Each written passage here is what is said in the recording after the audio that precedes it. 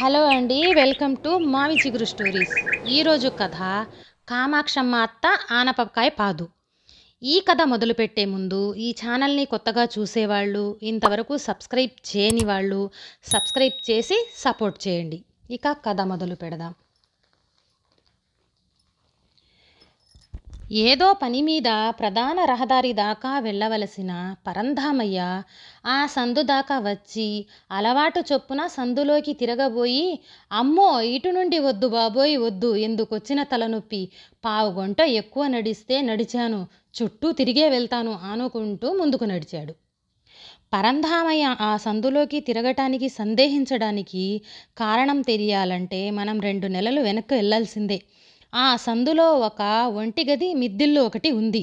బొమ్మరిల్లు లాంటి ఆ మిద్దె ఇంటి మీద దాకా పాకి ఒక ఆనపపాదు ఉంది. ఆ సొరపాదుకి 10కి మించి లేతగా నవనవలాడుతున్న సొరకాయలు వేలాడుతూ ఉన్నాయి. ఆ ఇంట్లో కామాక్షమ్మ గారు ఉంటారు. ఆవిడ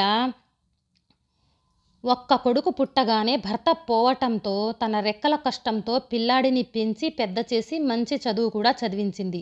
కామాక్షమ్మ గారిది వంటల్లో అందవేసిన చెయ్యి.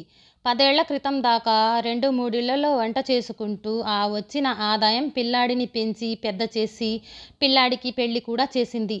పిల్లాడికి మరో రాష్ట్రంలో ఉద్యోగం రావటంతో తను వెళ్ళిపోయాడు. ఇక ఆవిడ చిన్న ఇల్లు ముందు చిన్ని స్థలంలో వేసిన ఆనపపాదు బలంగా పెరిగి పిందెలు పట్టి ముచ్చటగా కాయలు కాయటం మొదలెట్టింది. కానీ ఒక్క మనిషికి ఎంత ఆనపకాయ కావాలి? ఆవిడ అసలే పిట్ట తిండి మనిషాయే. అలాగని ఆ సొరకాయను తీసుకెళ్ళి వీధిలోనో అమ్ముకోవాలంటే తన జీవన విధానం అడ్డొస్తుంది. ఏం పరంధామయ్యా, ఎక్కడికంత హడావిడిగా వెళ్ళిపోతున్నావు? పలకరించింది కామాక్షమ్మ. మా అమ్మకి మందులు తీసుకెళ్తున్న అమ్మగారు, మొన్న జ్వరం వచ్చింది, ఇప్పుడు కాస్త తగ్గిందిలేండి. అలాగా, జ్వరం వచ్చిన వాళ్ళకి లేత ఆనపకాయ కూర చక్కగా అరుగుతుంది. ఒకటి తీసుకెళ్ళు, చక్కగా నువ్వుల గుండ పెట్టి వండమని మీ ఆవిడకి చెప్పు. ఇందా ఈ ఆనపకాయ తీసుకో. ఇలా గోరు తగలంగానే లోపలికి దిగిపోతున్నంత లేతగా ఉన్న ఆనపకాయను చూసి మురిసిపోయాడు పరంధామయ్య. ఎంతివ్వాలమ్మగారు అడిగాడు. భలే వాడివే, నీ దగ్గర నేను డబ్బు తీసుకుంటానా? తీసుకెళ్ళు, ఎలాగో మీకు కూర ఎక్కువ అవుతుంది కాబట్టి నాకు కాస్త వండిన కూర ఇచ్చావంటే 2 పూటలకి సరిపెట్టుకుంటాను. ఇంత లేత కాయ తొక్క ఎలాగో పారేవాయే, దాంతో పచ్చడి చేసుకుంటారు కదా, ఆ పచ్చడి కూడా నువ్వు ఇవ్వక మానవు అందిలో లేత సొరకాయ అందిస్తూ. మధ్యాహ్నం పరంధామయ్య కూర పచ్చడి తీసుకెళ్ళి కామాక్షమ్మకి ఇచ్చాడు.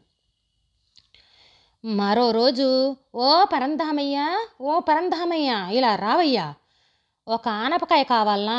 పక్కనే పెట్టుకున్న లేత ఆనపకాయ చూపెడుతూ అంది కామాక్షమ్మ.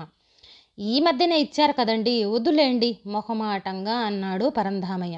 భలే వాడివయ్యా, ఈరోజు నువ్వుల గుండ జల్లుకొని కూర చేసుకో. ఇవాళ ఎంచక్కగా మజ్జిగ పులుసు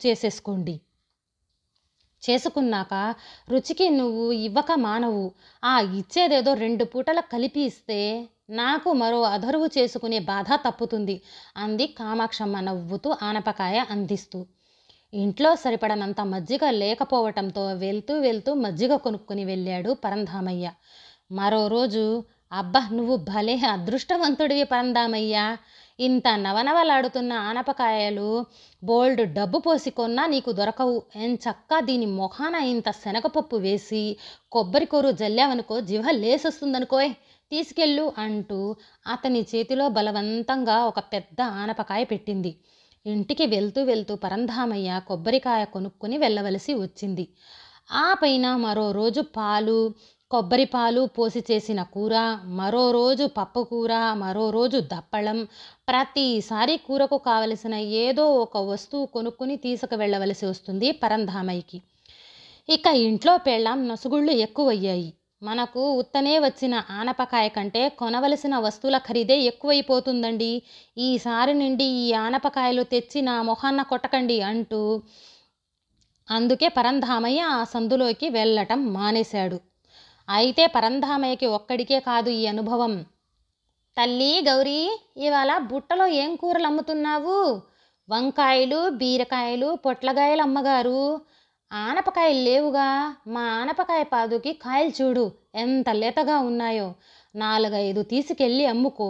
నువ్వు బుట్ట దించగానే మొదట ఇవే కొంటారు, చూసుకో. నువ్వేం డబ్బులు ఇవ్వక్కర్లేదులే. ఇవాళ రేపు నా కూరకు కావలసిన వంకాయలు, బీరకాయలు ఇవ్వు చాలు అంది. ఓ బట్టలబ్బి, మంచి కట్టుడు నేత చీరలున్నాయా? ఈగో చూడండి అమ్మగోరు, ఈ నేత రంగు చీరలు చూడండి. ఒక్కొక్కటి 200 రూపాయలు. రోజు కట్టినా 3 ఏళ్ళు వాడొచ్చు. సరే, 3 చీరలు ఇయ్యి. ఈ ఏడాదంతా సరిగ్గా వాడతాను. ఇదిగో నాయన, 500 రూపాయల నోటే ఉంది, చిల్లర లేదు. ఆ 100 రూపాయలకి ఈ 3 సొరకాయలు తీసుకో. పప్పులు, ఉప్పులు, సబ్బులు, తనకు కావలసిన పచారీ సామాన్లలో సగం ఆనపకాయలిచ్చి కొనేసుకుంటుంది కామాక్షమ్మ. అతి లేతగా నూగు తేలి ఉండటంతో అందరూ వాటిని సంతోషంగా పుచ్చేసుకుంటున్నారు. ఎంతమందికి కాయలిచ్చినా ఎప్పుడు పందిరి మీద కనీసం 5-6 కాయలు ఉంటూనే ఉన్నాయి. ఊర్లో ఉన్న రాములోరి గుడికి వెళ్ళి అక్కడ పూజారిని కలిసింది. పంతులు గారు నవమి నాడు రాములవారికి ఏదో ఒకటి నైవేద్యం పెట్టి ఆ ప్రసాదాన్ని బీదలకు పంచుతారు కదూ? అవునమ్మా. నైవేద్యానికి ఏమైనా నియమాలున్నాయా పంతులు గారు? అంటే ఫలానా పదార్థాలే చెయ్యాలి అని? లేదు తల్లి, ఇచ్చేది వాడే, తీసుకునేది వాడే. చేసేదేదో శుచిగా శుభ్రంగా చేస్తే చాలు. అయితే ఈసారి నైవేద్యం నేను తెస్తాను పంతులు గారు. ఒక తీపి పదార్థం తెస్తాను అంది కామాక్షమ్మ ఉత్సాహంగా. కనీసం 200 మందికి చెయ్యాలమ్మా. చేస్తాను పంతులు గారు నేను. కానీ అదంతా ఆ బీదవాళ్లకే వడ్డించాలి మరి. తప్పకుండా అమ్మా. శ్రీరామనవమికి అందరూ పంచిన ప్రసాదం రుచి చూసి అందరూ ఆశ్చర్యపోయారు. లేత ఆకుపచ్చ రంగులో పచ్చ కర్పూరం, యాలుకల ఘుమఘుమలతో నిండా జీడిపప్పులు, ఎండు ద్రాక్షలతో తీయగా నోట్లో వేసుకుంటే కరిగిపోయే ప్రసాదం ఏమిటి? ఇంత రుచిగా ఎప్పుడూ చూడలేదు అంటూ అందరూ గుడి పూజారి గారిని అడిగేవారు. అది కామాక్షమ్మ చేసిన ఆనపకాయ హల్వా. వాళ్ళింట్లో కాసిన ఆనపకాయలతో చేసిందంట అంటూ అందరికీ చెప్పసాగారు పూజారి గారు. ఆ రోజు బీదవారికి చేసిన అన్నదానం అందరూ లొట్టలేసుకొని మరీ తిన్నారు. ఏదో ఆనపకాయలకు బదులుగా వస్తువులు తీసుకొని మిగిల్చుకున్న డబ్బులతో 4 బీదవాళ్లకి తీపి తినిపించగలిగాను. ఈ జన్మకి ఇంతకంటే ఏం కావాలి అని అనుకుంది కామాక్షమ్మ సంతృప్తిగా నిట్టూరుస్తూ. కథ సమాప్తం. ఈ కథ నచ్చితే లైక్, షేర్ చేసి సబ్స్క్రైబ్ చేయండి.